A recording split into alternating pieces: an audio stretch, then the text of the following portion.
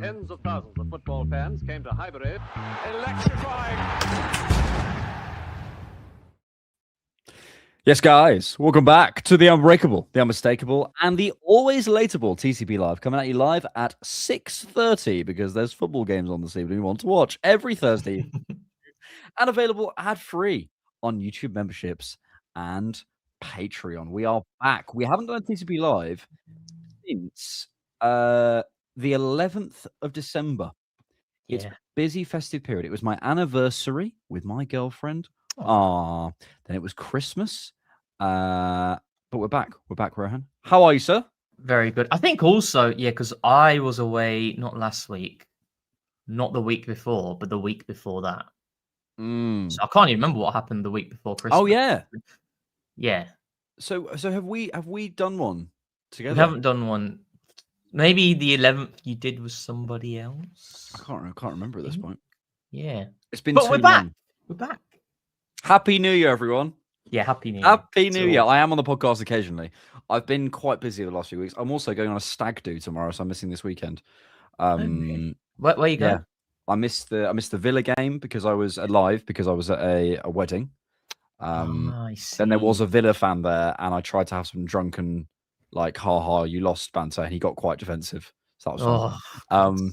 They are strange, right? A strange bunch. I've got a new hatred for Aston Villa now. So basically, I was watching that Chelsea game on the weekend when they played Villa, and I hate Chelsea, but I thought, do you know what? I want Chelsea to win this game because this Villa team need a humbling. They need a bit of a humbling here. And Chelsea are battering them the first. I thought, right, it's coming in. XG philosophy as well is going to be ready to pounce on X.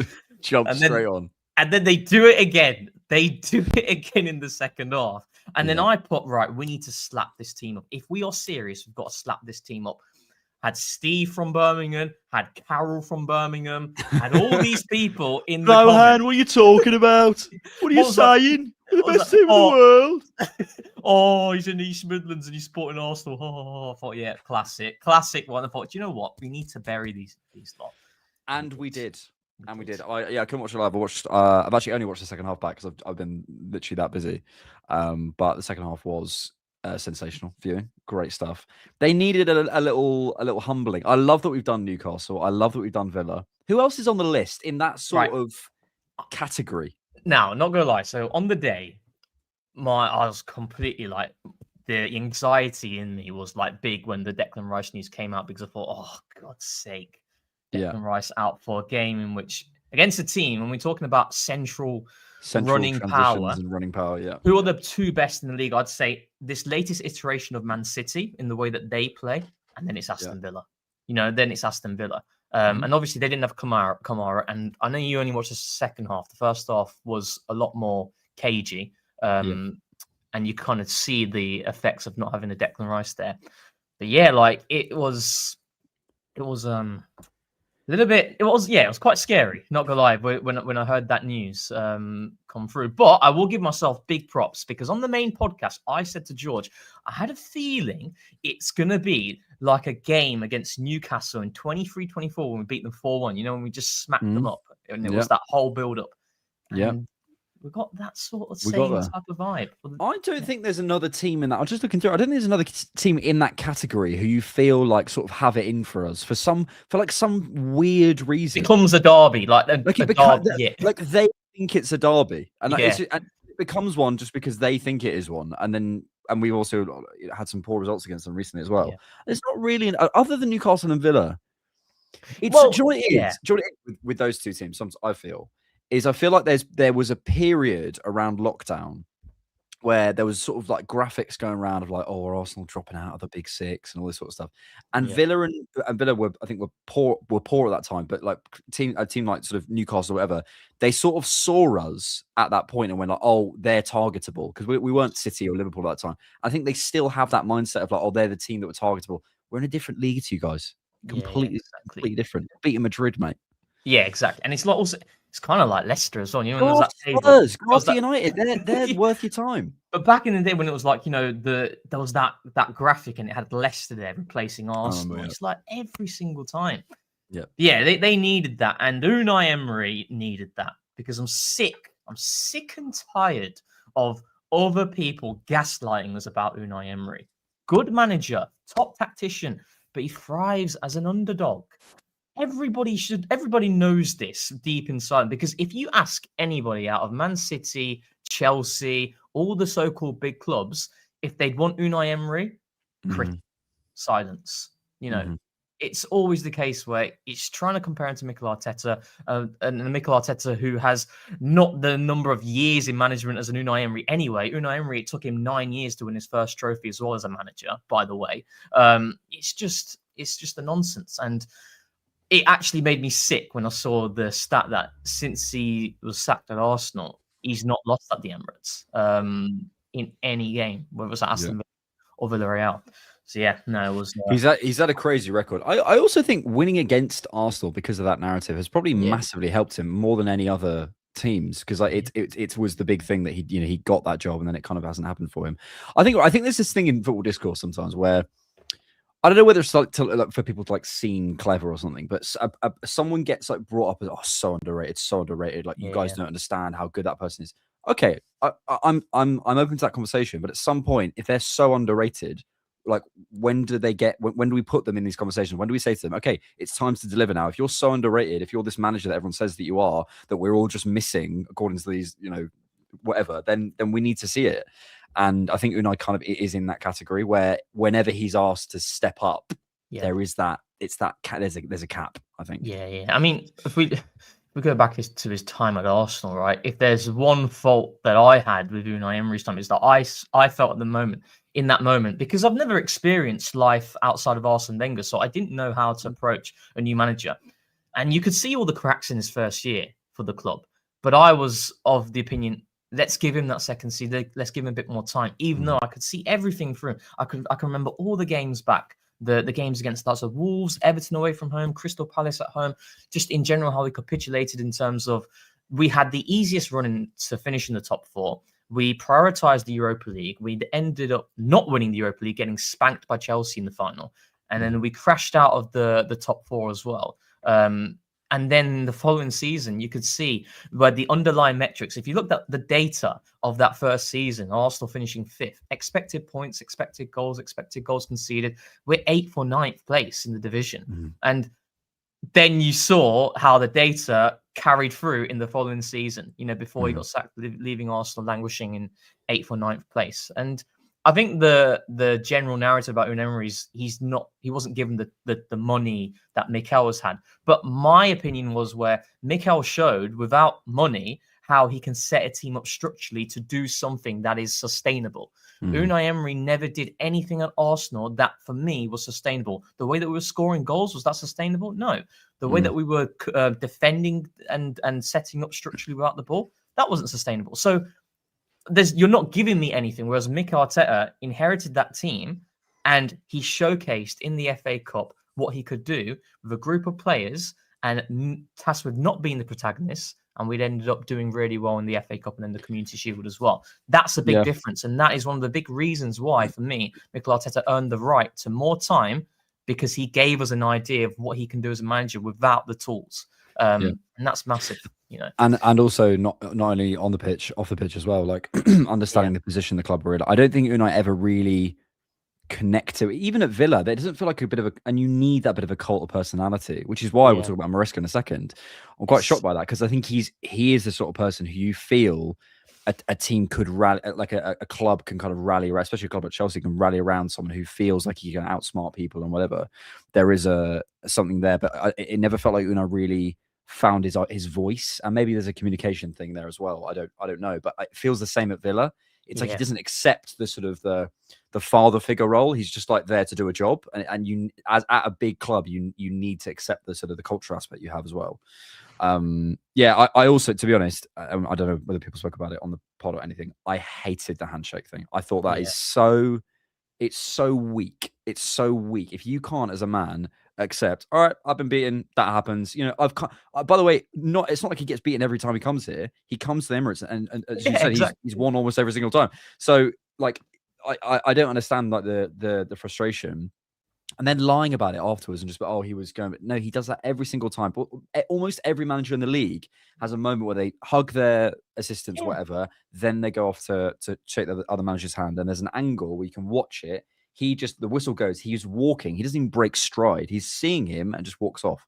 So it's just a complete lie. So I hated that. Yeah. Have some respect for your former employers. I understand it didn't work out. I understand that whatever.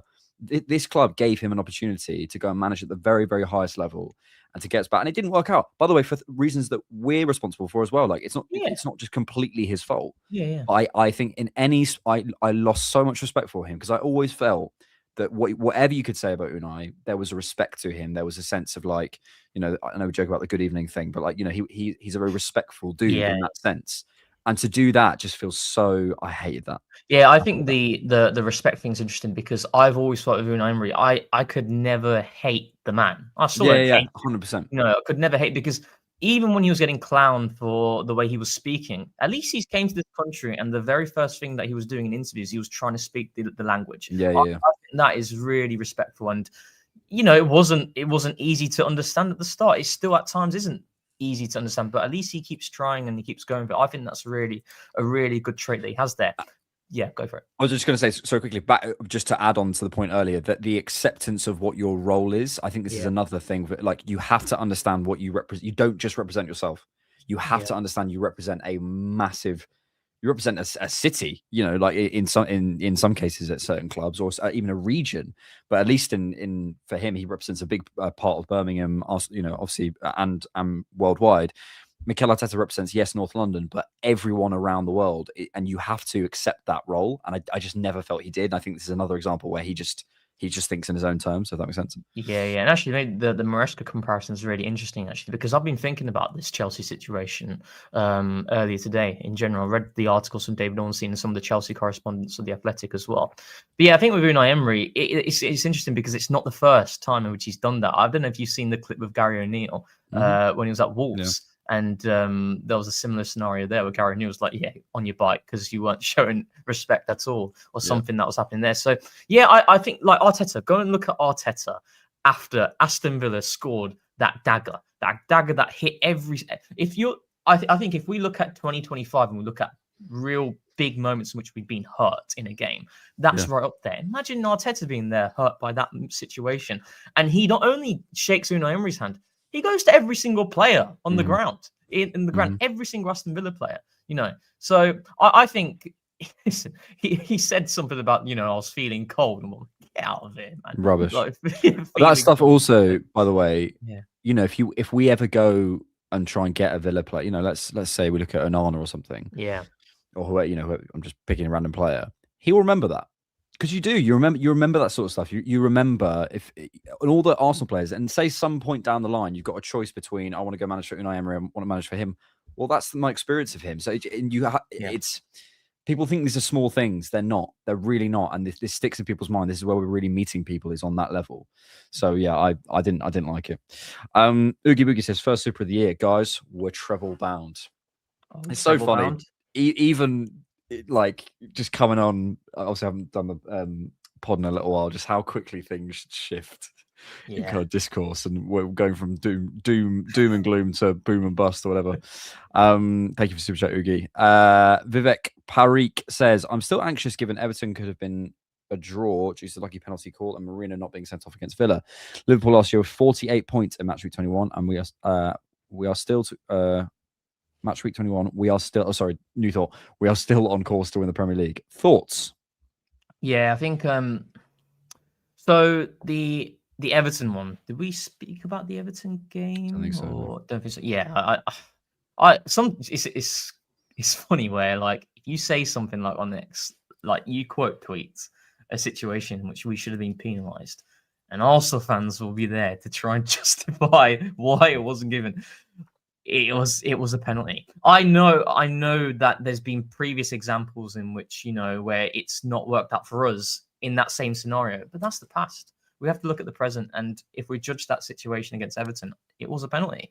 The Saliba one on Barry, and the Marino one, I think, is also sending off. What I will say though is, and you've not caught the first half, the referee in the Villa game in the first half was absolutely atrocious. Like the ball was in play for like 10 minutes. Yeah, I saw that start about like 15 minutes or something like something crazy. And there were a lot of challenges Villa did in that first half that didn't go penalised as well. That could easily have been yellows. And there is the argument, again, it's kind of like, trying to justify. There's the argument where Marino, his first yellow card was a bit of a nonsense one, where he was arguing a tackle on Saka. But when you're on the yellow card, you run the risk, right? And also, mate, how many times do we sit here and say you need a bit of luck to win stuff? And I'm not saying on the Saliba thing, I agree it was a penalty. I don't want it to be a penalty. I feel like sometimes those things can get sort of twisted. But you sometimes need a little bit of luck. I remember many Liverpool games last season where I felt they just got a little bit, whether it was a bounce of a ball or a yellow card that didn't happen or whatever it was, you just need a little bit. And this is why I do feel it is our year. And I've said it after the Newcastle game. I think a number of people felt that the Villa game was that moment for them. But for me, I've had the moment. I just think things are falling for us, and that's why I feel confident. You can go into analysis and the stats and look at the game model and try and make it more of an objective thing, and hopefully we do that on the show as well.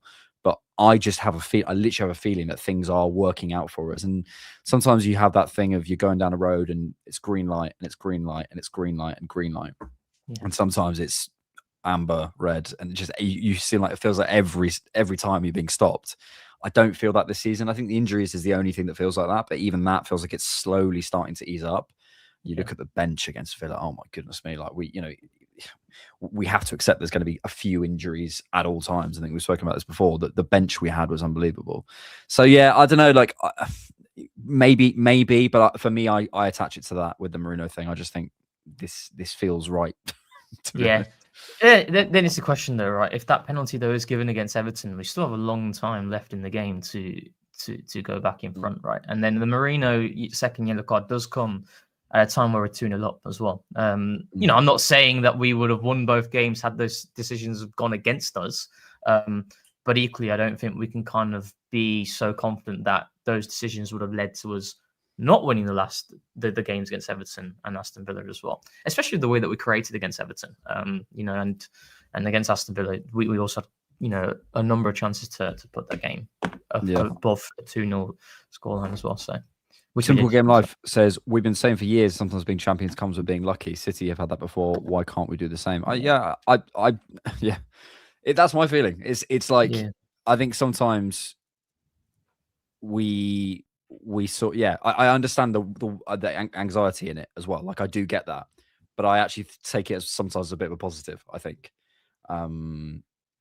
It was a good night. I mean, the way I saw it was I checked the score. I literally didn't see anything.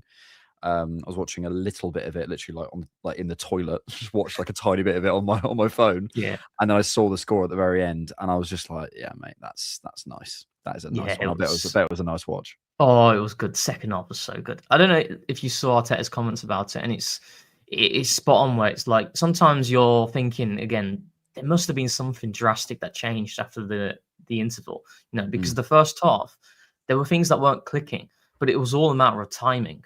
And the timing, I think he was alluding to, was in the context of our pressure. So there was one moment, I don't know if you've seen the highlights from the first half, where Zubimendi is literally just late to Tielemans by 2 seconds. Tielemans receives it, turns, and he plays the ball over the top. The structure is perfect there. Every single player has their man. But because Zubimendi is 1 or 2 seconds late to jump onto Tielemans, all it takes is for him to receive, turn, then play that ball, and then it's open spaces. Second half, Zubimendi times every single challenge in the press. For the second goal, it starts with us again funneling Villa inside. Zubimendi jumping to Tielemans, not giving him the space this time to receive, turn, and then play the ball. He rushes in to play the pass, then Ødegaard intercepts, and then the rest is history. Ødegaard plays the ball in behind for Zubimendi. It was all a matter of timing. The Onana substitution, the injury, definitely helped us massively. Because I think with Onana there, that was the worry I had with the Declan Rice injury, because it's like, okay, there's a clear qualitative mismatch here from a physical standpoint, where even in situations where Marino was timing it well against Onana, the gap in quality there from a running power perspective is just so big that he's going to bypass him. Whereas if you had someone like Declan Rice there, he neutralizes that. Like the game at Villa Park, if you go look at the goal that we scored, again, it's a very similar situation where we funnel Villa inside, Onana receives it, and Declan Rice today clamps him, and then we go and we score the goal. So I think the Onana sub meant that from an athletic standpoint, their midfield and our midfield, there wasn't much in it. But from a quality standpoint, ours is better. From a technicality perspective. So, yeah, and then maybe we come back to what we were just saying before. Like, is that just that little bit of going your way? I think Onana was one of the best players on the pitch in that first half. Yeah. And then when he went down, I thought, oh, they're trying to buy some time, but he was actually obviously nursing a knock there. So yeah. Yeah, I'm just trying to think back through sort of games recently. I mean, even the Wolves game, the fight back, like it goes in off. It's an own goal. You know what I mean? And like, it's just, I feel like you could go through the season so far. There's just quite a lot of like, we've had some hurtful moments as well. The Sunderland I felt was completely undeserved, and but also like, is that Chelsea game? Is that a 2-1 Chelsea if Caicedo doesn't get sent off? Do you know what I mean? It's that sort of thing. Like I wonder whether we've had the days where things could have gone south. Yeah, I don't know. I have to look through, but it's true. I think it's true of every single title winner. Well, I mean, really. You do need look. I mean, there was an article again from the Athletic, and it was one of the Manchester City assistant coaches when City won the treble, and he went through some of the things that they did that season and whatnot. But then the thing that he put a lot of emphasis on was the fact that we had a lot of luck with injuries. He said, like, we would not have been able to achieve what we did if we didn't have our best players there consistently, week in, week out, when crunch time appeared. That's what they had. And listen, then you have to maximize it. If you have that little bit of fortune, and I think if we have a clean bill of health, let's say from now to the end of the season, that's fortune. That is fortune. It's luck. Given what we are seeing now in terms of injuries overall in the Premier League. So you do need that. And just to add on the general luck point of view, like Manchester City at home, I think we all went out of that game so annoyed that we drew it. But look at how the goal comes. Yeah. It comes. Yeah. I'd urge you all to watch that second half back. There was nothing suggesting that we were going to get a goal in that game. Genuinely nothing. And what it takes is potentially a foul from Calafiori on Nico Gonzalez that Nico Gonzalez doesn't appeal for. He gets straight back up. I looked at it really closely. He gets back up, and then it's Eze who has the ball, and he plays a ridiculous pass. And the finish from Martinelli is one of his best finishes he's had at Arsenal. And then it's 1-1. And we're up against Man City now. That could be a big moment in the title race as well. So I'm sure everyone saw the comp of David Raya that's gone around this season. It's like, I don't know. I'm kind of now we're talking about this. You do feel as though things are just kind of, but it's for someone to pull out that level of saves consistently over the course of the season. But I don't think we should. For me, I don't know. I would understand people saying, "Oh, we're riding our luck." No, I think you create your own luck in some senses if you're prepared, if you have bought the right squad, if you've done all these things. Eventually, those margins do. We've been talking about margins for so long. This is what we're referring to. Things are shifting in our direction, which I love. That's what, and you do that by preparing and training. It's not just complete like. I guess we can kind of separate it where we're looking at like luck in specific moments in game. Where we could say that we haven't been lucky is the injuries, the amount of injuries that we had to experience so far this season in comparison to like a Manchester City. If you kind of did roles reversed and you gave City the injuries that we've had and you gave ourselves a clean bill of health, I think the lead would have been bigger as well. So, and also I think in general, like, are we saying that we're fortunate to be top of the table? No, the way that we've been performing over the first 19 games of the season are one in which we deserve to be top of the league. I'd argue we should be by a bigger margin. But I think this specific moment, like the Wolves one, is a really good example because it's literally the first attack we have after Wolves score, and the manner of the goal as well. I'm thinking it's a beautiful header from Jesus. It's literally like a really fortunate. It's a great cross from Saka, but it's a fortunate own goal from Maresca. And maybe just last point is maybe the Gabriel one is the Gabriel header against Newcastle. again, it's like it's the perfect marriage of like the right moment at the right time in the right place at St James's Park, whatever, with something we've really prepared for. Do you know what I mean? It's like, so there's two things kind of coming together. Gonny, bro, I haven't caught a TCP live in so damn long. I'm happy. Happy New Year's, boys. Looking forward to it. And by God's grace, linking up at the parade. Yes, indeed, Gonny. Thank you, my friend. We've got a belter of a thumbnail this evening, I have to say.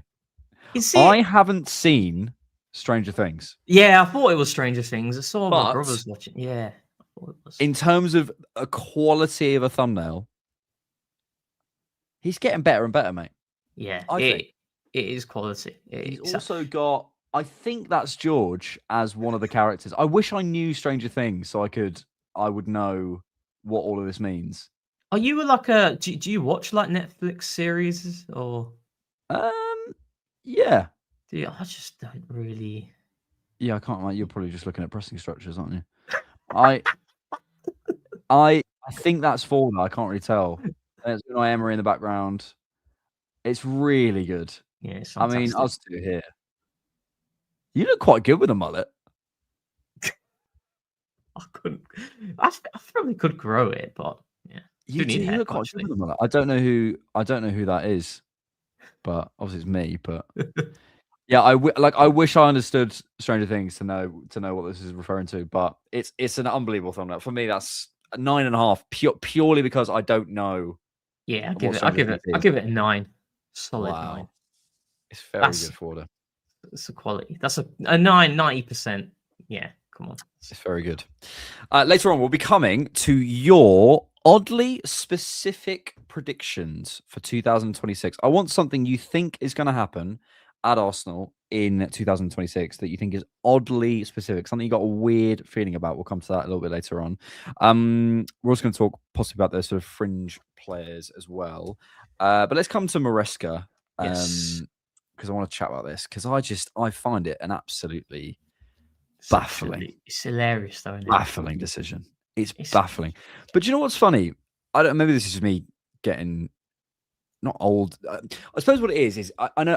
Like, yeah, you could take the kind of the banter aspect and it's funny and Chelsea whatever. But you know, this really affects people. And I think about how much I love my football club. Right. Yeah.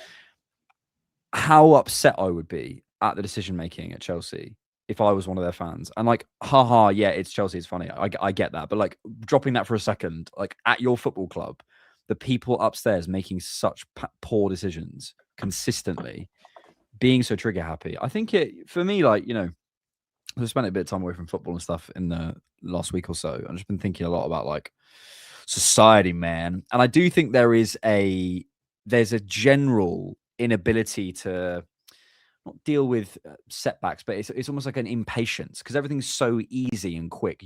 I could order, like, the power I have on this thing, this device has never before seen in human history, let alone, you know, like literally like 20 years ago. Like, I can do the amount of stuff I can do and AI and stuff like that.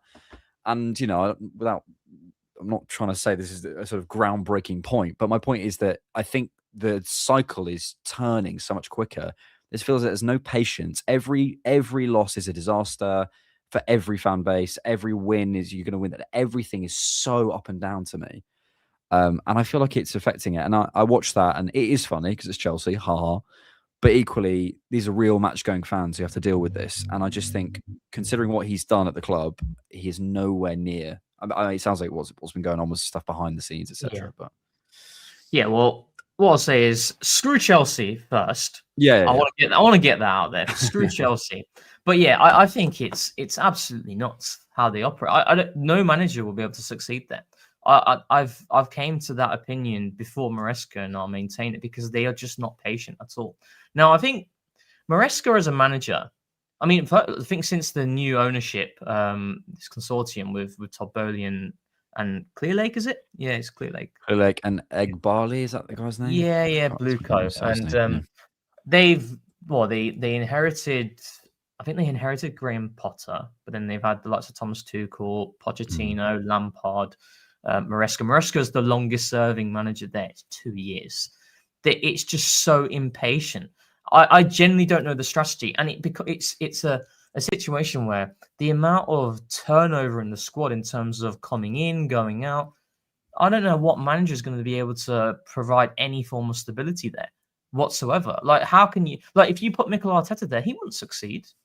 He wouldn't succeed. Mm-hmm. This is why I'm really grateful of the structure at Arsenal. That's why I tweeted that saying, which sometimes this is where luck comes into play as well, where we were lucky to have Mikel Arteta, but we're also lucky to have a board that have been able to support him during the journey, in which there were moments in which it wasn't pretty, but we stuck by him and we've reaped the rewards from it. You know, fans will go very tribal and look at the fact that we haven't been able to back that up with consistent silverware since the FA Cup.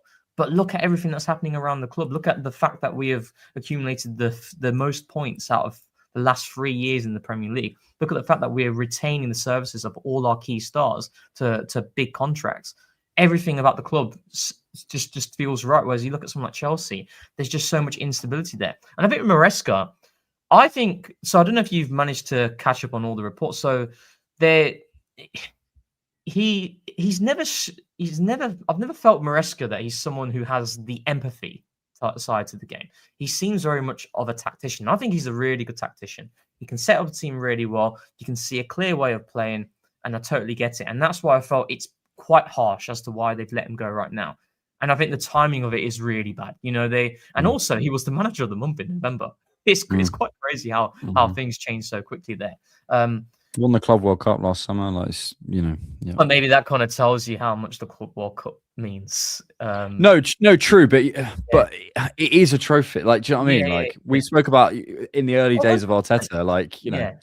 Absolutely, 100%. I don't think it's not the right decision to sack him. Maybe on the flip side of things and reading the reports, it's like he's obviously been discussing with Man City and he's also been discussing with Juventus as well. And he's been obliged to tell Chelsea that he's had those conversations. But also, I don't know if you read the report on him going against the medical advice on players and bringing players in a lot quicker than what they actually should have been. And that's led to further injuries surfacing for those same players. Now, there's always two sides to the story, right? You know, right now we've seen Chelsea come out and say that according to certain sources.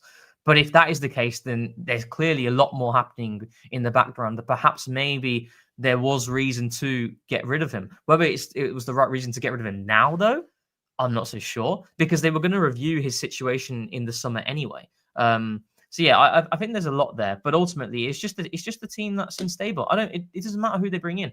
People will feel like, oh, if they get Fabregas, if they get a De Zerbi, you know, it's going to become worrisome. Not under that ownership. Like yeah, and this is the thing. To get, and this is why I was talking to someone actually last night who, you know, I understand why they say it, but it's a Liverpool fan. He's going like, surely Arteta's got to go if he doesn't get a trophy this season. It's like, okay. And my standard answer has been, it depends how it happens, right? Like it depends how we don't win a trophy or whatever, you know, in the circumstances. If Man City suddenly put together a 30-game winning streak and we don't keep up, like, I'm not going to be that upset. But if we shoot ourselves in the foot and make loads of mistakes and we set up terribly, yeah, then there's a conversation. So I think, but the point I was trying to make is like this idea of the board supporting the manager and everyone being aligned, the players being bought into a project, the fan base being bought into something, the players being the right age, the contracts being sorted, like all of the elements that it takes to run a successful football team coming together and being as aligned as they are at, I would say probably us are the most aligned, because even, you know, there's question marks about Pep's contract and there's question marks about certain players and, you know, whatever it might be. To be as aligned as we are is such an achievement. And if you want to go and potentially risk that, I'd be careful, man. I really would, because you could be careful what you wish for. Yeah. But it felt like at Chelsea, Maresca was able to work within those parameters where the board, it doesn't seem to me, are interested in a kind of a sporting project. They're interested in a lot of it is obviously selling and buying players and making money that way, which, you know, I don't agree with. But I think it's to find a manager who can work within that instability, and find a manager who is able to make stuff happen still and get results and win trophies and stuff, and then to get rid of him. it's really sad. I know it's fun. It's funny because it's Chelsea, but you know what I mean. From a football perspective, I would be sat there as a fan going, what am I looking at? Like, seriously, because I don't believe my ownership are interested in results and long term sustainability and good football long term. I think they're interested in buying and selling players and immediate microwave success, which is not going to bring me anything.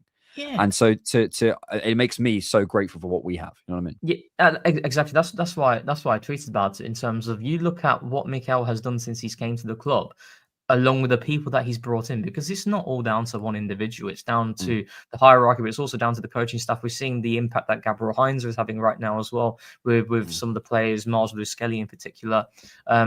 There's so much happening here that makes me feel very grateful as to the journey that we are on. And I don't need, this is why I don't care what rival fans say about Arsenal, you know, in terms of, you need to put pressure on to winning trophies. Yeah, but the trophies will come because of the way that we're playing and the way that this team has been building year in, year out. But going back to the Chelsea point, I find their strategy really baffling. Todd Bowley and the Clear Lake consortium, where I think Magic Hat, I think it is, really good with the finances and football. So he did a thread before, and it was looking at, it actually had like Chelsea balance sheets from 2024 and also 2023. They're making massive losses. Like huge losses. Like their profit and loss reserves are like 1.5 billion negative. Like, so if they, and we're looking at, the fact that they are bringing players, young players, on long-term contracts for accounting purposes. A whole purpose of a business, right, is to make money. They're not, I don't think they are making money, or unless they're just burning cash from not within themselves, from other aspects. I don't understand what Chelsea's model is, because people will go, well, it's just the way that they operate, it's the business, but they're not. There's instability there with the manager. They're constantly bringing in new players and letting players go. Then, from what reports and what reliable people who are clued up on the finances are saying, that they're not making money. I don't get it. I really don't understand what the direction is. But their net, just on players, their net over the last 2 seasons has been basically zero. So I don't know whether I don't know how they're financing it, but just at a sporting level, they're selling as much as they're buying. So it's like whatever it is, it's a rotating cast of players that they don't seem to be that interested in sort of investing long term in, other than in the contracts. But that's only to protect their value, right? So I just think it's a bizarre situation. The other aspect of this is, thank goodness, because if they were well run, and that would be another club that would have to get in with. So to me, I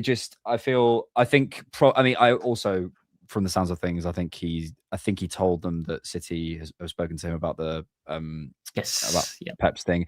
And this is another aspect of it. I imagine Pep leaving and sort of allowing that cycle is probably contingent on what comes next, and the conversations will be, well, who, not necessarily who do you want Pep, but we need to feel, and he probably needs to feel, there's someone who can't come in who can sort of take the job. I'm sure he feels that Maresca can do that. I actually think he did really well at City, to be honest. I think he did really well. I think, but then it's a case of like, if we look at Maresca as an individual, and I think Leicester fans, so being around the area, I know what Leicester fans do tend to feel about Maresca. And again, some of the things that you see from empathy and, how he is with players and that side of the game, which Mikel, this is what I think with Mikel, he's a special man when it comes to football, because he has the tactical nous, but he also is a really good people's person. I don't think Maresca right now, and that's not to say people can't change, but I don't think he has that side to him. So that doesn't strike me as someone who is going to be a long-term manager. It strikes me as someone who is going to be a short-term, like Thomas Tuchel, for example. Thomas Tuchel with the England job, that's not a long-term project. That is someone with the clear intention of, this group of players, the talent that we have, it needs to win something. I am going to get one of the best knockout cup specialists out there. And Thomas Tuchel fits that category. He's fantastic in one-off games, and Maresca, but Thomas Tuchel, also, the way that he does treat players and some of the things that he does say, you kind of feel a bit unsure about it. And the same with Maresca as well. So I think tactically, I think Maresca is really good. But just go and look at our recent game against us right now. I know, obviously, there's a lot of banter in terms of what Chelsea fans are saying after that. But if we look at that game, Chelsea was set up brilliantly. And there have been many games against PSG as well in the Club World Cup final, set up brilliantly. He can do that. Tactically, I think he's a really strong coach. But maybe it's the other side of the game that we perhaps don't put a lot of focus on in general. And no, true. But I mean, my only and just to add to your point as well, you look at the sort of the shape of Reece James and Moises Caicedo and Enzo's careers in the last couple of years. Like that's not just a complete fluke. You know what I mean? Like they've been put in the right positions, and I think even Reece James moving into midfield, etc., is credit to Maresca. What I would say though, and I know what you mean in terms of the other side of the game, but I think Chelsea fans and Chelsea as a club, it feels to me they almost want like a bit of a cult of personality. And this is why I don't see that with Unai, but I do see that with Enzo, where he is a bit colder. He's a bit more the tactician. He can be the sort of the tinker man. He doesn't necessarily have to be the guy who puts the arm around the shoulder. He's the hard-nosed technical decision. That's who he is. I think Chelsea could have got around that in the same way they did with Mourinho. It doesn't sound like Mourinho was a particular, especially when he was at Chelsea, was a particularly easy person for the players to get on with, but he had that arrogance, whatever, and Chelsea probably, I don't know, I feel like culturally that's quite a good fit. So that's why I felt Enzo could possibly make sense for them. I was talking about Man City because we were talking about Man City, right, in terms of him being a fit for Man City. I see. I'm with you. So with Man City, like as a Pep Guardiola successor. Yeah, possibly not. Do you know, like, I think Enzo tactically is of the same school of Mikel, of how Pep plays, of how Luis Enrique. They're of similar methodology. The way that Chelsea play, you could draw a lot of similarities to the way that Arsenal play. There's a lot of nuances that are obviously also worth noting, but they're of the same school. So tactically, I think he's going to be a strong fit. But maybe that other side of the game is what is going to prevent him from having But maybe it's not fair to just label that as Enzo, because the modern game in general doesn't give managers time. It is more of a results-based business, and so I guess it's defining a culture at Man City, because realistically, what's the culture of Man City? It's Pep Guardiola. So maybe it would fit. I don't know. Maybe, but I'm sure he won't be. I'm sure he won't be short of suitors, because he's a very good coach. Let's go to some super chats from Cesar. Surely it's a coaching decision to blitz teams in the second half during big home games, right? Why? Real Madrid, Atletico, Spurs, Villa, Bayern, and City. That's a good point, actually.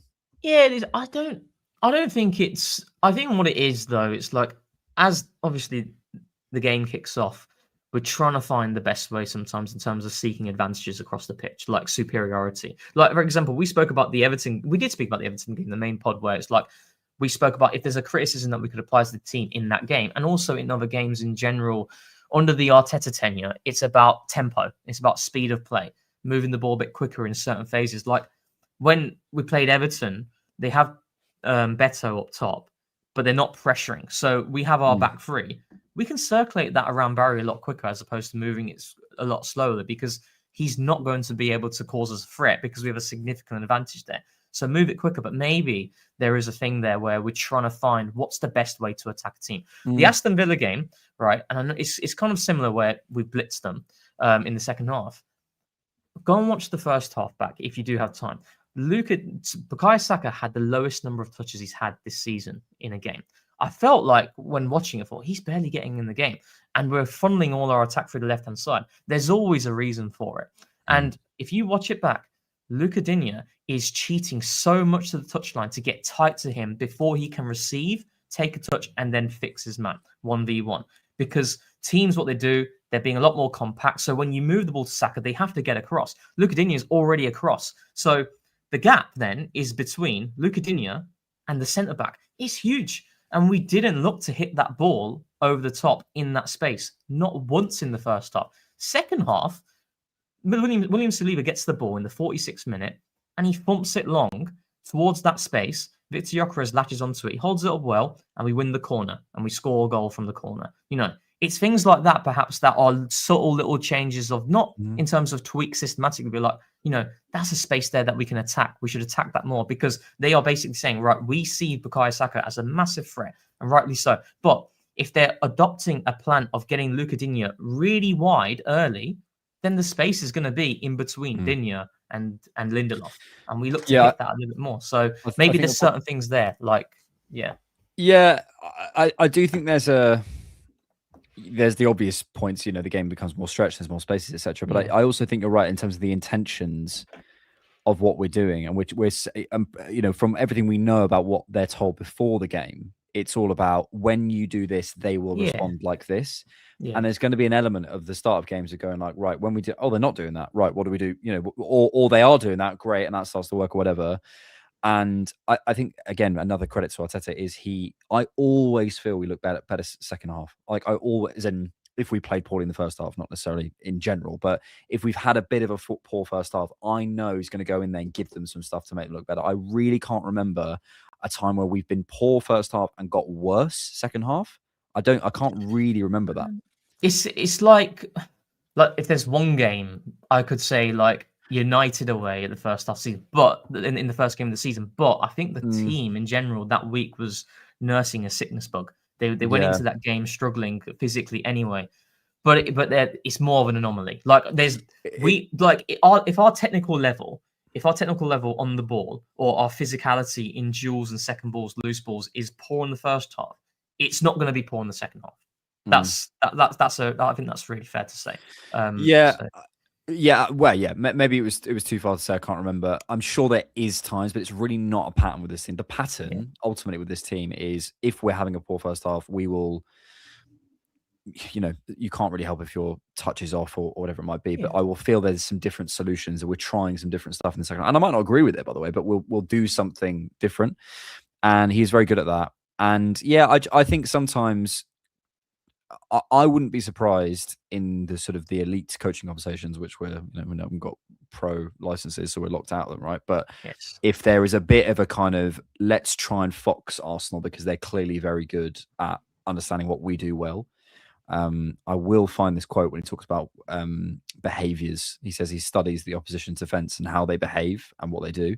And coaches will know that they'll know, okay, they adjusted their press to do that, whatever, and they'll know Arsenal have got a really good read on what we do well and don't do. So I wouldn't be surprised if teams change certain things around that are just a little bit more imperceptible to the eye, but within games, they sort of go, okay, let's not do that today, because they will have noticed that.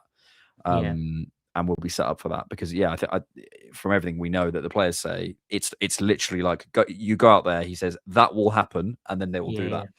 That's why I never talk about out and out structures, formations anymore in general, because it is irrelevant, because we are going to set up a baseline with an idea. Like there's this thing about Arsenal setting up with like 4 heights in terms of how they play, irrespective of who it is, and the reason for that is to progress through the pitch. Shorter distances between players means that we can stretch vertically, but also horizontally.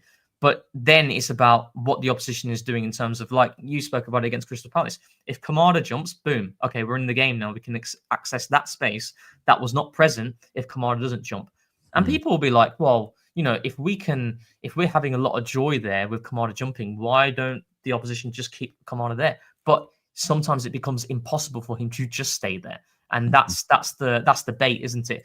And it happens in all other areas across the pitch. And that's what's really interesting when I rewatch games, where it's like, systematically, we're doing a lot of the same things every single game. The principles are there, but there are certain things that the opposition is doing, and it's quite smart, that we then are looking to then maximize, exploit in our own way with this movement or that movement. So it's super interesting. And also, final on this, from a communication perspective, it's very hard when you're in the middle of a game to communicate, and you can see he's trying to speak to this person or whatever. And I'm sure a lot of it is like, can you tell so-and-so to do this? Yeah. I imagine instructions get misheard as well, or like, I want you to do that, and you're hearing him from 90 yards away. It's pretty very hard to actually know what he's saying sometimes. And when you get in at half time, you have a bit more respect. The game has established itself. You have a bit more of a time to kind of go, right, okay. Yeah. I also I think maybe, obviously the dream is to be 90 minutes completely on top of teams all the time. Yeah. I don't know how I feel. I think I used to be want to blow teams away. That feels good from a fan perspective, right? It feels like, oh, that's amazing. We're going, we're going straight at them. I don't know. I would be interested if, let's say, if you could plot teams that score most of their goals in the second half, how do they do it? How does that correlate to winning titles and winning stuff? I wouldn't be surprised to see if you score in the second half more, you're more sustainable, you get more results, whatever. Because I think growing into games, it is a good thing. 22-23 was obviously very exciting. We got up for the top of games, and that's the first thing you saw. Wow, here we are. And we tended to tail off. And that's the way the season played out as well. Yeah. But I'd rather grow into it. And I think that's kind of how we're set up a little bit. Just a final point on this. It's not exactly to what you're saying there, but in general, you know how we talk about Arteta in terms of spotting things, even on the touchline.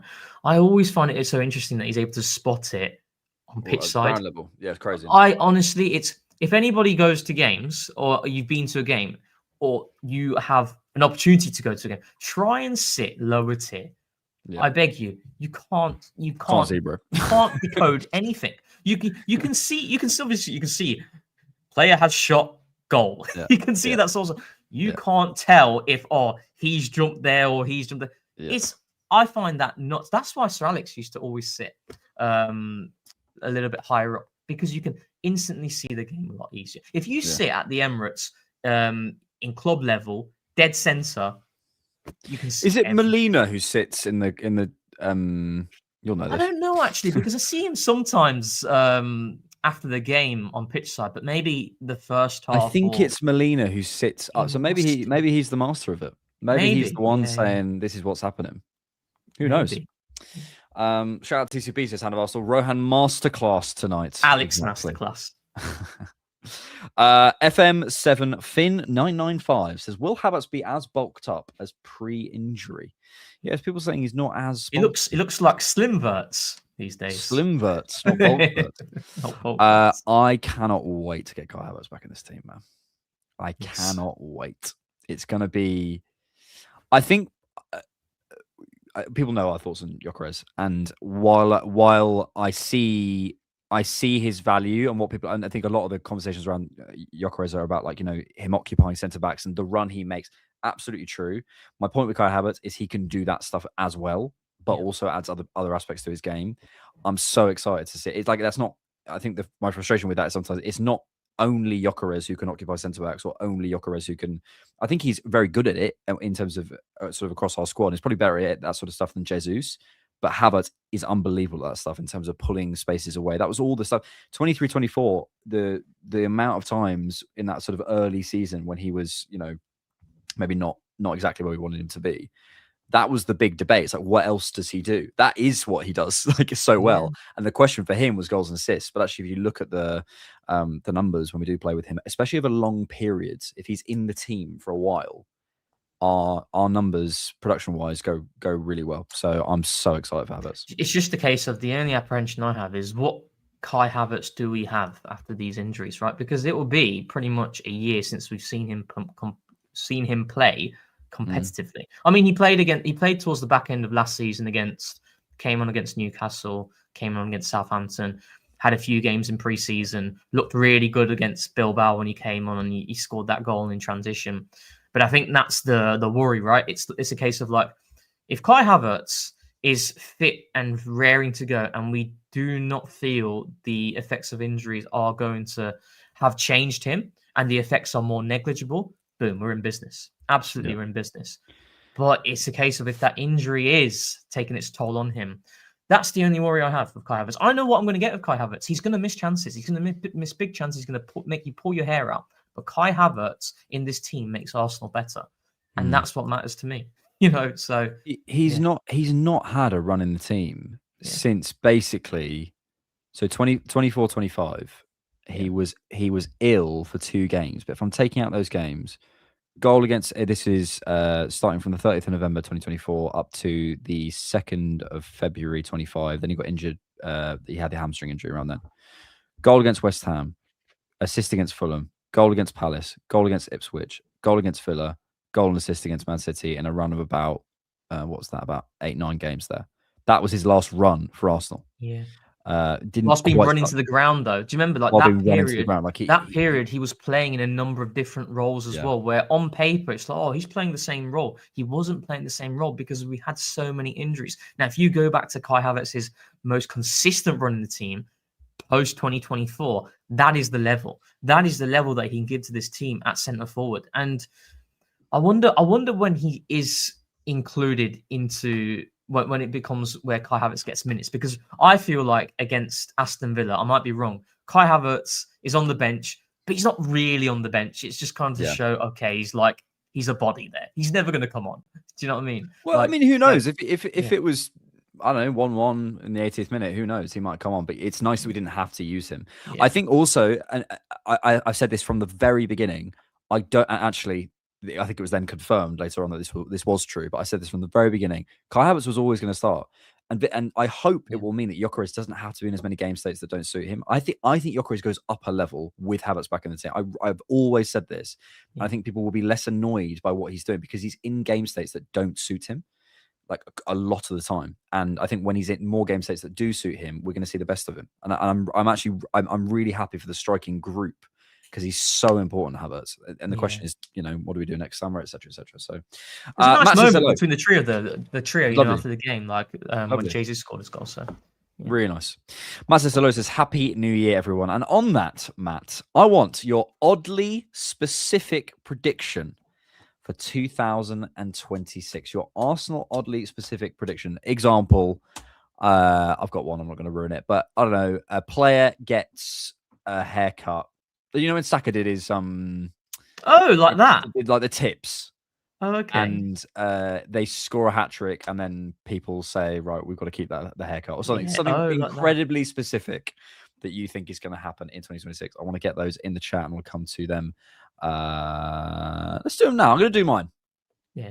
Here is my oddly on New Year's Day, Rohan. Here's my oddly specific prediction for 2026. I think Mikel has been in the media. Mikel has been even after the Unai debacle. Let's call it that. He's very classy in the sense that when Unai, when they sort of put it to him, he was like, "Well, it's not a problem. Like he's not trying to like stir any pots or anything." And he pretty much has always been like that. I mean, maybe apart from he's embarrassing, which probably was kind of when he lost his head. But then he said after that, like I'm almost not. He was like, I have to remember I represent a club, etc. I think he said that I accept that wasn't great. Other than that, he's been very, I don't say neutral, but very good orator, very sort of fatherly, very sort of a kind of takes responsibility, all that sort of stuff. I think we win a trophy, and I think we start to see him speak his mind a bit more. I think we see a man who, once he's established himself, if he's won a big trophy, he'll start to put pressure on PGMOL, things like that. I think he'll start to be more honest about players. I think he'll start to be more honest about team news. I think we'll see a flip if he wins something. We'll see more honesty in that sense, because I think he understands at the minute, if you do that as a guy who hasn't won anything, it makes you look a certain way. He understands that. But once you've won something, you can start to actually, because Pep does leverage. Pep does it all, because he's smart. Yeah. Pep does it all the time. I remember at the start of last season, 24-25, I remember this clear as day. I was on Bournemouth train station and I saw this quote, and it was Pep going, "Well, Arsenal there's a lot of pressure on them, and they better win this season." And I was like, "Mate, he's a master at this. He's a master. He's piling on the pressure." Mikel would never do that right now, but I think he'll use it a bit more. That's my specific prediction for 2026. That was very specific. Like very specific. Oh my god, the ones I've got in my head. I got yours. Are not specific. One of mine is gonna be at the Etihad. I think it's game week 33, I believe. Arsenal at the Etihad, yeah. City versus Arsenal. I think there's going to be a proper bust-up between Arteta and Pep. Interesting. Yeah. 18th of April, 2026. You see a fight. I think what it's going to be, we've extended our lead to 6 points. Okay. So Man City are under pressure here. And there's a decision in the game. Do you remember when we got spanked 4-0 at Anfield against Liverpool, where it's quite funny, it's like Arteta, and it came out on all or nothing in terms of, preparing for the Anfield environment and not awakening the crowd. And lo and behold, there's the Mane challenge on Tobiyasu, and Arteta's want to lose his head. And that gets it going. I think there could be something like that in the game where Arteta's Pep's fuming at a chance reader, and Arteta's not having any of it. And you saying they get in each other's faces, or there's in each other's faces? Yeah, in each other's faces. Okay. Klopp Klopp. Yeah, maybe an uppercut in there. No, not an uppercut, but something. Yeah, it's the uppercut. Yeah, I have a feeling there could be some. Because surely, if this title race, if it becomes one in which we remain the protagonist and it's City, Pep's not going to be here forever now. Leaving. Exactly. If he's leaving. Exactly. He won't like that. Yeah. And I have a feeling Pep might leave this summer as well. I've got a feeling he might leave this summer. So it's kind of like he don't want to leave to lose to the Apprentice at the end. And maybe we get a few decisions here and there at the Etihad. Maybe. Yeah. And then he's like, he loses it. And Arteta's like, never a foul. Yeah. Get out of they get in each other's faces. And then after they'd hug and it'll be fine. But I actually buy that. But I think that could happen. I think you're right. It's we're 3 points ahead. We score. We're 6 points ahead, and Pep's just absolutely. Yeah, I'd love that. Oh, I'd love that. I love that. You know, I love it when it gets a bit frantic, and it's like, but as long as we're in a good position, if we're in a good position, and then there's a little bit of that. Like, yes, let's have it. Prediction: Alex and Rohan kiss at the Emirates. Yes. Okay. Never losing says Happy New Year's, guys. My prediction is we'll go on unbeaten run till the end of the season in all competitions. Jeez. That is, I wouldn't say it's oddly specific or accurate. So that means we would not have any like really upset pods from now to the end of the season. Yeah, we just have to find different ways of saying we're good again, wouldn't we? It's better than last season. Injuries. It is injuries. What do I mean by that? It's injuries. I've got another one. Oh, go on. We're going to win 4-0 in a game this season, and we're just going to score them all from corners. I can buy that. And I also think it's probably one of those things where it becomes like the game everyone references. That's how Arsenal won the title. Because I don't think we've scored two set pieces in the game many times. I don't think we scored 3. So 4. Yeah. Yeah. It's a little freak game. Have we scored 3 set pieces in a game? I'm sure someone in the comments will go, how could you not remember Brentford at home in 2000? Michael says, prediction, Madueke starts wearing a red headband and goes on a 5-game goal-scoring run. What do you make about the Madueke, though, in general? Madueke situation. The Madueke. What's as in? Sorry, the Madueke in terms of lack of minutes. I've got a very. Well, we're going to talk. We'll talk. We'll talk about that. The players in a second because I want to come to sort of some fringe players and get some sort of takes on where they're at. I think Madueke could change his headband. That would look quite cool, actually. Dinny says prediction: Gabriel will get drug tested after a random game, and fans will call it Arsenal bias on Twitter. That's not a bad shout. Just like a drug test in general. Maybe not on like someone. Yeah, like a drug test. We get a Gunner Blog exclusive. Like after the game, Gabriel was poor and he's fine, but like, and then everyone's like, oh, the poor guy was getting absolutely ripped to pieces on X after that Declan Rice. I missed it because I was at the wedding. I missed. Oh my god! What happened? I was out and about as well, so I didn't catch any of it. But then I saw Gunner Blogs. I saw the comments, and it was like 500 or like 800 replies, and then like a billion quote tweets as well. It's like, oh, you're giving the opposition, time as if they don't already know. Exactly. I felt so bad for him, like really bad for him. It makes me laugh so much that there are people out there who probably unconsciously, because once they said it out loud, they would realize how stupid this is.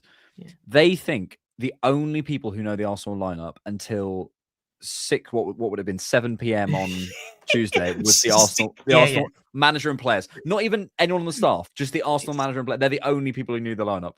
Yeah, it's actually ridiculous. I thought they told it the night before. The agents know, that everyone knows, mate. Yeah. Come on. You don't.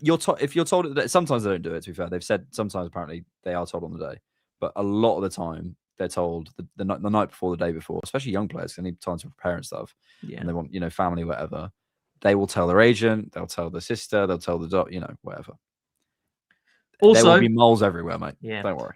Also, just a quick one: Liverpool drew 0-0 to Leeds. Leeds. Go. I was watching that first half. Yeah. Carbide, I don't like this one. We go out in the Champions League last 16 against someone like Dortmund or Napoli, and it's going to be because of terrible luck, like Saka slipping while taking a penalty. God. Alex, would you take getting knocked out in the next round of the Champions League if you win the Premier League? I'm saying yes. Oh, come on, man. Yeah. No, sorry. Yeah. Yeah. No, sorry. Yeah, I don't know why it took me so long. Yeah. Oh, just give me that Premier League. I'm good. Win the Champions League next season. It's fine. The Liverpool fan I was with last night was like, "What do you mean you want to?" I was like, "Mate, you don't get it. Like, you want to win the Premier League. You want to win the Premier League. 100%. I think obviously what it want is, to win both, but the Premier League. It'll come a point. Let's say, right, we win the Premier League this season and we win it the following season. Let's say, but even after, if we'd won it this season, I'd be saying, right, if which one I'd rather win, the Premier League or the Champions League. I'll put the Champions League there next because I'm like, okay, I've tasted the Premier League there. I want to taste the Champions League now. But the Premier League is your bread and butter. 38 games of a season. It's a long campaign, highs and lows. And then to come out on top against the best manager that I've ever seen in my lifetime. Come on, has to be. Has to be. We've got some Prince Andrew predictions in the chat. We won't go there. Exodus prediction: Saka will not score another single goal this season, but he will break the assist record. Would you take that? I think I would. Yeah. Well, I'd love a cheeky assist because that means goals. So I'll take that. Yeah, but that'll be but would still need a lot more goals. The thing is, I can see this happening with Saka. I think maybe it will happen when our attack looks different. But I think George put it very well. It's like the guarantee for Saka. I think we were hoping, and to be honest, probably people like George and me were hoping that it was going to be the goal. Yeah. But I think the guarantee now with Saka is he will create you something. Every single game, you're getting something created by Saka. You have a big chance. And you might get a goal as well. But and I was sort of hoping he'd become the 25, 30 goal a season player. I don't think he's going to be. I don't know. I don't know. But he's 20. What was he? 25 this year. Yeah. I don't think that's happening for him. But what he is a guarantee for is a big chance, a big assist, a big moment. Every single game, he will give you that, and consistency and all the other things he gives you. But in terms of what you want, he could have an assist a game, if that makes sense. He could be that player who breaks the assist record by 5 or 6. So I kind of buy that. Yeah, I think if there's like one aspect to his game in which it's just one like basic aspect that he needs to add more of is that ruthlessness, isn't it? Ruthlessness. Like he's had moments this season in which he has to dispatch chances when they come there. On the flip side, people can look at, you look at his goal against Leeds, top corner, you look at his finish against Sunderland. But I think over the course of the season, Saka's left a lot of goals on the pitch. But what he is an elite wide playmaker, isn't he? It's like that's what I'd look at Saka as. If we're like defining a player, he is, the top, one of the amongst the very best in terms of wide playmakers out there in world football. Is he the best out and out goal scorer? Absolutely not. That's the thing that he needs to add to his game. And I do think someone like Mononi Madueke, he can learn a lot from Madueke in terms of that back post run and how alive he is in terms of his movement in the box, because they are easy goals to get, as opposed to having to have these really great finishes that we know he's capable of doing. The back post finish is something that I think he can add a lot more to his game. Yeah. So we spoke before about Jorginho talking about him using his head more as well. Yeah. But yeah. Final for you. Simon says, Hypno says, Cole Palmer loses eyesight when hit by reflected floodlight glare from Garnacho's teeth. John McGinn to star in Ratatouille 3. John McGinn. And Forder says, Alex leaves the Cannon podcast to run a new live show for Arsenal.com. TCP Live descends into chaos, leading to Rohan shaving his head and switching allegiance to Leicester. Jeez, it's a lot there. It's a lot to take in. A lot to unpack. I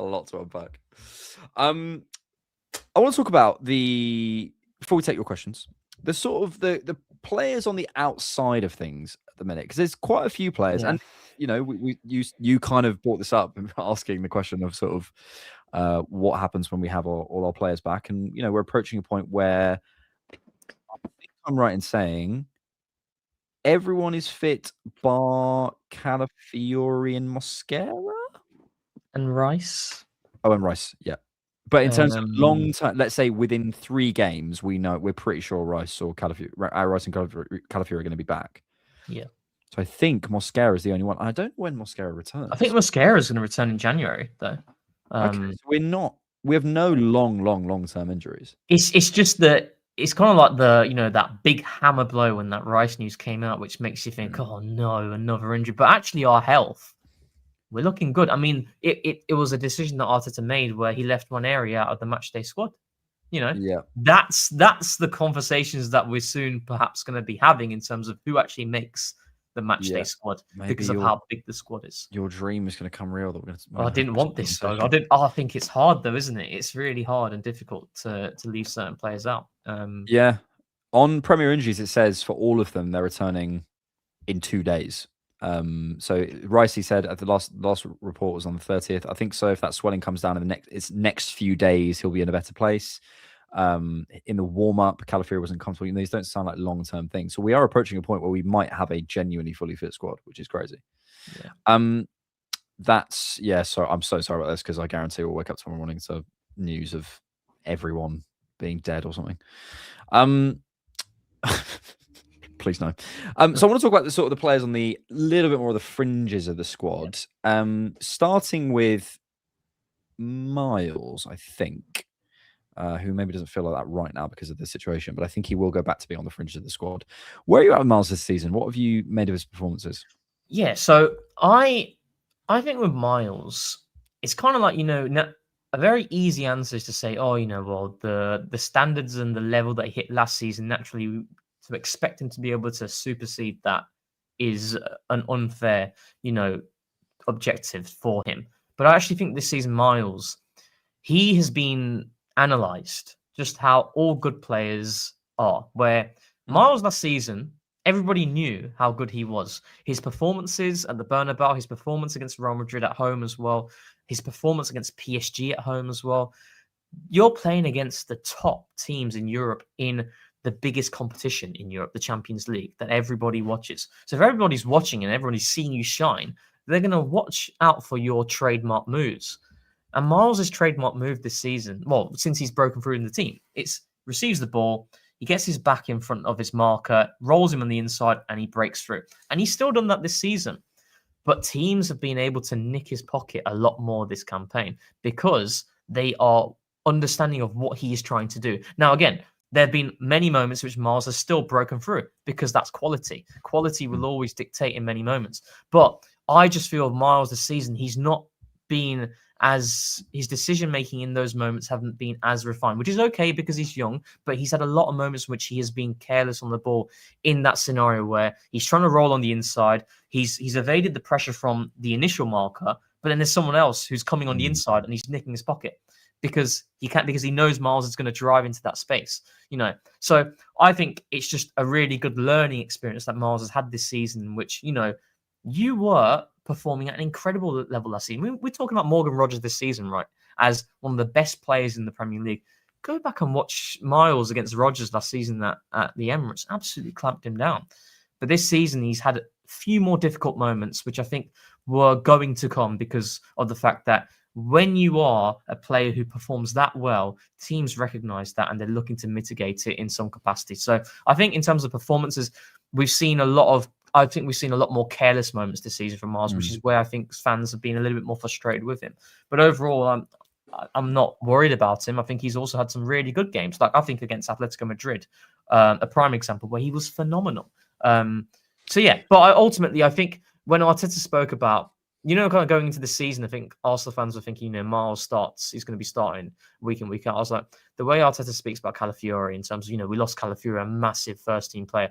I always felt, irrespective of how good Miles did, Calafiori, in terms of what he can do consistently in that position, Mikel was always going to prefer that. So there's just a lot of learning there for Miles, really. Yeah, and I think it's maybe even by people like me, it's possibly even overstated how the minutes-wise, he's got more minutes than Mosquera and Martinelli and Nketiah and Odegaard. Yeah. And he's only behind Trossard in terms of the list. So Trossard has 1,133 minutes in all competitions. Miles has 891, but they're next to each other in the list behind Trossard. So it's not this idea that he's been totally out of the team and whatever. And if you said to me at the end of the season, he got 2,500 minutes in all competitions, which I think is probably maybe, if you said that to me at the beginning of the season, I'd have gone, okay, feels a little bit under maybe compared to last season, but you understand it. And then if you add on the impact that Calafiori's had this season, signing in Capier, maybe the fact that he himself, as you kind of alluded to, has sort of been worked out a little bit. I think it's okay. Yeah. I think it's hard, isn't it? Because we naturally gravitate to what's going on wrong with him, and I think you've lined that out well there, and that was the question. But I think probably the better question is like, what's the environment around him changing? And I look at the left-hand side and how it's functioning, and I don't think right now Miles really suits the best version of that left-hand side. And that's nothing to do with him. It's the players around him. It's also a knock-on from the centre forward, to be honest, in my opinion. I think Gyökeres looks much better when he's played with Trossard. If you're playing Trossard, you can't really play Miles at left back. Like it would be wrong. Yeah. Is he ready to go? And then you look at the season that Declan Rice is having. You look at the season that Zubamendi's having. You look at the season that Calafiori's having. There's some of our best performing players. Sometimes it's not about you as an individual. It's about the environment around you has just shifted, and you've not done anything wrong, really. Exactly, and also I think maybe the frustration could be the fact that we haven't seen Miles midfield minutes. We've approached the halfway stage of the season, and there were certainly scenarios in which he could have been selected ahead of a Mikel Merino, for example, in that spot. But I think you line it up really well there, where if you look at if we went at the start of the season and you asked Arsenal fans what is Arsenal's best team on paper, I think most would be looking at a midfield of Martin Zubamendi, Declan Rice, and Martin Odegaard, with Eze on the left-hand side, right? So what do we know of Miles? He wants to operate in central areas. Martin Odegaard wants to operate in central areas. Declan Rice wants to operate in central areas. Martin Zubamendi wants to operate in central areas. You've got 4 players there. And even the biggest Miles Lewis Skelly fan cannot tell me he's better than Zubamendi as a 6. Like, he hasn't played there. It's just theory. Yeah, exactly. So I think that's a really fair argument. And then to further compound that, obviously Calafiori. I mean, we all said it. We'd watched Calafiori. We were waxing lyrical over just how good of a footballer he is. It was just a case of whether you can be available, and his availability outside of obviously the most recent injury has been fantastic. And what the performances we're not shocked by. It was the availability, isn't it? So it's a bit unfortunate there for him, but. Let's do Ethan next, who's probably more on the outskirts at the minute. I think we've sort of discussed this before, and my thoughts hasn't really changed. I just think he needs a loan, and I don't think that's such a bad thing. I think it's fine. I agree. I kind of wish we had seen him a bit more, though. Again, I think he's another player in which there could have certainly been more minutes in specific games to bring him on. But then this kind of brings me to the general conversation around Madueke and Eze as well. And I'd look at Ethan as well in particular, where I don't think right now, well, it's not I don't think, I'm pretty confident in saying when a game is a 1-goal margin game, and we're in the second half and it's the 70th minute onwards, and you'll have people cry for the likes of Madueke, cry for the likes of Eze, cry for the likes of Ethan. I don't think he'll ever bring them on right now because he doesn't trust them to apply themselves without the ball as good as those players on the pitch. That's why Martinelli will come on, because he will trust Ethan on the ball in terms of the threat he can provide. He will trust Madueke. He will trust an Eze. It's not a case that these players lack discipline and don't have the work rate, the desire to do the hard yards, but it's the application in specific phases of when to jump, when to be compact. If you watch the Club Brugge game with Madueke, everybody talks about the 2 goals, and we should do. The first one's a banger. The second one's a really nice, classic back post movement. But there were so many moments in that game. Just look at Arteta. He is furious with Madueke because Madueke is always wanting to jump high and press high and press high. But Arteta's saying you can't jump in that moment because if you do, he's going to play around you and then Ben White's overloaded. And now we've conceded dangerous territory. I think he views it from that lens of if you don't apply yourself in that scenario without the ball in a 1-goal margin, that is a big danger to what we can do in the final period. The flip side is like, well, surely you could mitigate the margins by by trusting the attacking threat that those players are going to provide. That's the counter argument. But but overall, though, I know that's kind of long-winded, but I think I have been a bit disappointed that we've not seen Ethan as much this season in certain games. Yeah. I do think Eze kind of put paid to that, and I wanted the Eze signing, and I you can't have your cake and eat it. And, you know, weirdly, kind of on the point you're making about the defense, is like, if you're enjoying the fruits of the labor of us conceding so few goals and conceding so few chances and controlling games, you have to accept that your attackers will have a bit more to do. If that, and it's fine if if you say no, I want my attackers to, fine, you will concede more chances. Are you okay with that? If that's your choice, that's fine. But you can't have both. And I think this is the thing. Did you want Ezra in the summer? I did.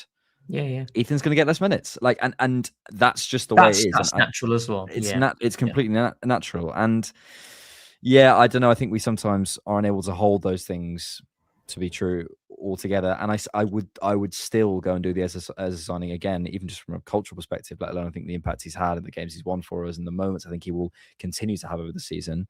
If George is to be believed, he'll get even better towards the end of the season as well.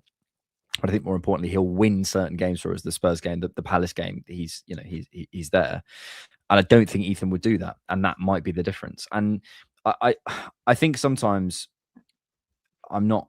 I think young players, it's almost like their careers get accelerated, and especially with Ethan, it's like he's expected to be playing a title and Champions League leading team every week at 18. Was that even, unless you're Messi, is that likely? No. Would I like to see him a bit more? Yeah, I think there's definitely opportunities, but the idea that Ethan, free Ethan, and he's being completely that's where I don't. Yeah, it's like, come on, Yeah, I don't get on board with that, and I think ultimately a loan is a really good thing to happen for him in this scenario, because ultimately his minutes. We're talking about a fully fit team. The proof is there in the pudding in terms of this game against Aston Villa was probably the most healthiest we have been, and Ethan's not on the bench. So like add a Declan Rice, add a Calafiori, and with a Maresca as well. One of those players coming in, it becomes even harder for Ethan to get back into the team, despite regardless of the fact that they're different positions. But yeah, I just hope that we can kind of give him a loan that makes sense. That's where I'm looking at right now. Like, give him a loan that makes sense for his development. Don't just throw him into any sort of environment in which he's going to get minutes. I'd rather him play.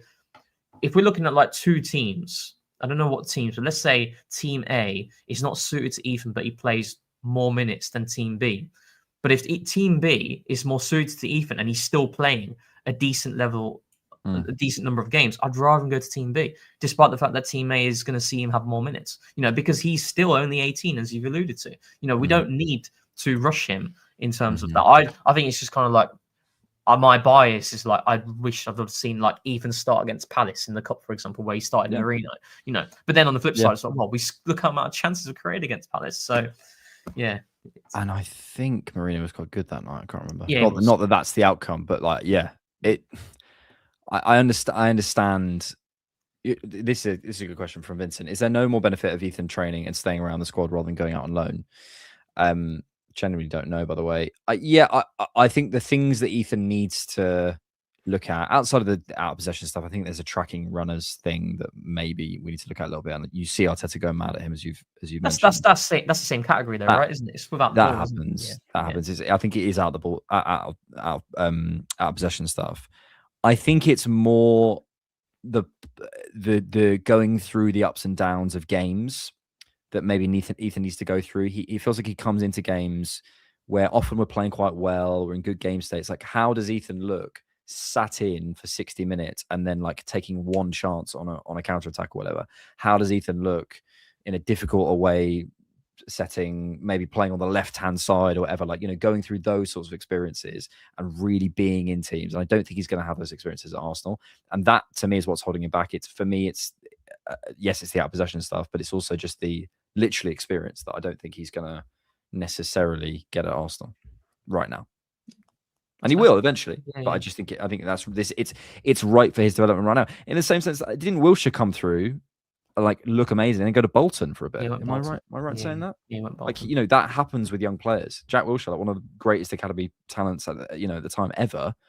He comes through in 2008 and goes out to Bolton in 2010. So the same does when they had like Gary Cahill So yeah, final one on Eze, because he hasn't played at all in the last three Premier League games. He's been on the bench. Yeah, unless I'm forgetting him coming on against. I think his last Premier League minutes were against Wolves. They were against Wolves. Yeah, he played 57 minutes and came off. So yeah, it's 45 minutes against Villa. He comes off. It's 57 minutes against Wolves. He comes off, and he's on the bench for the last 3 games. How are you feeling about that? I'm not sat here sort of making a narrative particularly, but is that something you're tracking? I think it's a testament to how good Trossard has been on the left wing. To be honest, that's the unfortunate reality for Eze right now, because I think, again, going back to the start of the season, and we're looking at this Arsenal team of who is in it when everybody is available, I think most people would have said it is that trio of Zubimendi, Rice, and Ødegaard, and Eze's on the left-hand side. Is that the long-term future of Eze? I don't know, but I think that's certainly what I felt was the idea and the plan with this season. And actually, the way Trossard plays and how he's interpreted that left-wing role, there's a lot of positives that you could get out of Eze playing in that same position there. Yeah. So I think what it is. So let's go back to the games. Wolves, he starts, then he comes off because Ødegaard's just coming back from injury. And then the following game is against Everton. Ødegaard is back and raring to go. He starts that game. Who starts on the left-hand side? It's Trossard, because Trossard's been in fantastic form. And the game is a 1-goal margin. I really do think that if the game was at a 2-goal margin, he would bring on someone like an Eze towards the latter stage of the game, because I think Mikel is of the mindset of, I think this could cost me more than what it could gain me.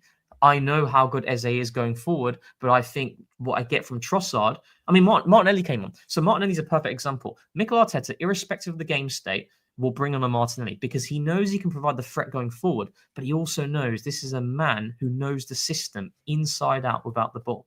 Inside out. That's why Martinelli comes on. So the Everton game is a 1-goal margin. Eze doesn't come on. Then the Brighton game, 2-0. I'm thinking, yes, we can make changes now because we're starting to build a bit of a surplus here. They get the goal back and it's 2-1. Again, who comes on for the left wing? It's Martinelli. Martinelli comes on because he can trust him going forward and also without the ball. It's not an intensity thing of where Eze is not doing the work. It's an application thing, in my opinion. That's the way I see it. And then the last game against Villa, I was a bit surprised, though, there, in which we didn't see Eze come on. But again, Martinelli comes on. Does Martinelli come on? Against Villa. Did he come on? Yeah, literally rewatched it the other day. We had Martinelli. No, he didn't come on. No, he didn't come on. Jesus came on. Jesus and Maresca. Yeah, so maybe there's a little bit of a flaw in my argument there, but what I do think that it is more on that side of the game as to why we've not seen him. I feel like the margins, if the margins were bigger consistently in other games, we might have seen him more. But I just think Trossard, what he's been doing this season, it's the biggest surprise for me, mate. I didn't expect Trossard to have this level of performance. No, you can't. And I think, he's been incredible. And I do think a big part of Trossard being so involved is his connection with Gyökeres. I think he's one of the only players who I think really tries to find him consistently, and yes. I think Gyökeres should have some more goals from Trossard assists, to be honest. Look, how many games is that? It's a run of games. It happens sometimes in seasons, and ultimately there's a lot of competition. He may also just be who knows? He comes to the end of the season and says, actually, there was a little period where maybe there've been players out or whatever, and I had to step up my game, and I had to go, okay, I need to go to this next level. And I think he has said already that he feels there was that step up from Palace, which is naturally going to be there. And maybe you're making assumptions based off of players' interviews and stuff, but Eze has that natural laid back quality and that natural kind of like confidence in himself, which I think is obviously a good thing.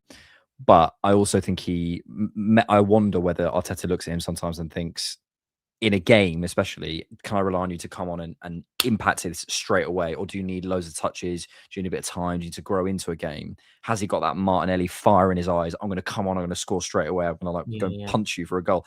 I don't know. And by the way, I could be wrong about that. I don't know, but that would be my instinct about how he feels. When he looks to his right in a game, he's not starting you because you're not Trossard. He's not playing you in the right eight because he's not Ødegaard. And he looks to his right and he needs a goal. or he needs to firm things up, or as you say, when Brighton, whatever, maybe he doesn't feel that full confidence yet. It's a different type of player. I don't know. I do hope though that this is the litmus test for me with Mikel. It's like you've got a squad now. The health is looking good. Over to you, because we can't always go and we can't discuss these things that I've discussed right now in terms of margins and like, oh, this is why he didn't bring one, because ultimately certain players' workload is going to become too much that injuries could perhaps surface there because you're not rotating the team. So like I'm looking at Bournemouth at the weekend. I think Eze would look really good in a game against Bournemouth personally at the Vitality Stadium. But I almost feel he needs to start Eze to sort of grow into things. Yeah. I can't remember him coming on and having like a big Eze comes on and changes the game. I could be wrong. Maybe like Man City, for example, is the one in which he kind of like shifted the dial for sure, like in that first period, and then it went for a lull, and then he had the I think that was in combination with Saka, though. I'm saying him on his own coming on and Jesus-esque, just the game changes like that. I don't know. I look, there is no chance that Eze's not in the plans or whatever. It's just a period of a season, but it's interesting to sort of figure out what we think is going on. Look, we are at an hour and a half, and the Man City game has started. We'll finish with this, Rohan. Predictions for Sunderland. Man City. Sunderland against City. Sunderland have been, is the word desecrated, I believe is a good word, by injuries. Decimated? Decimated, that's it. That's the one I'm looking for. Desecrated sounds like a word, though. I think desecrated is a word. Yeah. Hopefully it's not got any bad... Treat a sacred place or thing with violent disrespect. Wow. That's your new word of the day, mate. I'm always going to be treated with the utmost respect. Aston Villa came to the Emirates and got desecrated. Yeah, you're damn right. What are we saying? I think 1-1. But look at their team, and it's a bit meaty, not going to lie. Come on, Sunderland. Come on. Call here, the lads. Why not? 1-1. 1-1. 1-1. Let's go. Thank you for joining us. We better smack your team up this weekend. You won't smack my boys up. We'll gently let you into the Vitality. We'll say, let's play some lovely football, and we'll get a little 1-0 at the end, and then we'll all shake hands. And we'll go to the Durdle door after. And we'll go to the Durdle door, and you can all come around my house for tea. What do you reckon? Thank you all for joining us on the Cannon podcast. We'll be back after the Bournemouth game. It actually won't be. I think it will be you and George. Am I correct? I am indeed on IR duty. Oh my goodness me! I'm on a stag do in Edinburgh. Ooh, it's gonna be cold though. I got recognised this weekend, and the guy, I mean, bless him. I feel like sometimes people don't know what to say. I literally just did this. He saw me in the car park, and I could see him look at me. He went, "Did you watch the Arsenal game?" And I went, "Yeah." That was it. That was the whole interaction. I was like, "Cool." Yes. Yes, the boys will be back after the Bournemouth game. Thank you, Rohanicals. No worries. We've never lost when I did an IR. We've never lost. Well, that better carry on. Score prediction? I've only done about 3, though. 3-0. Confident. To be fair, they're on some poor form. I'm thinking Semenyo maybe won't be. Maybe he played his last game against Chelsea as well. So yeah, possibly. Thank you so much for watching. As always, really appreciate you guys. I hope you have a lovely new year. The whole year. I hope the whole year is good. Yes. And yeah, we'll be here every step of the way. Thank you guys. Thank you, Rohan. Thank you. Thanks so much for watching, and thanks for keeping it Arsenal. Tens of thousands of football fans came to Highbury. This was one kind of queue the ladies thoroughly enjoyed. Electrifying. Inspiration for Arsenal.